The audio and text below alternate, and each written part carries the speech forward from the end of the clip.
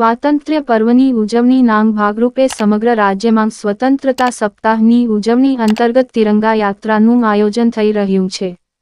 ત્યારે જામખંભાળિયા ખાતે વિશાળ તિરંગા યાત્રામાં યુવાઓ, બાળકો, મહિલાઓ, પોલીસ જવાનો સહિતના વંદે માતરમ, ભારત માતા કી જયના નારાથી સમગ્ર વાતાવરણ રાષ્ટ્રભક્તિથી ગુંજી ઉઠ્યું હતું।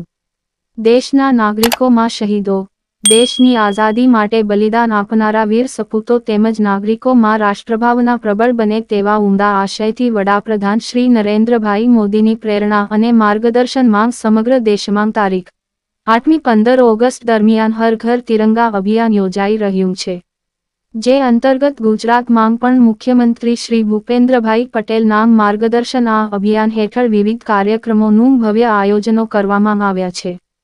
કેમેરામેન નૈતિક ઘાવડા સાથે reporter Upendra Ghavda, Jamkhambhaliya, daily crime news.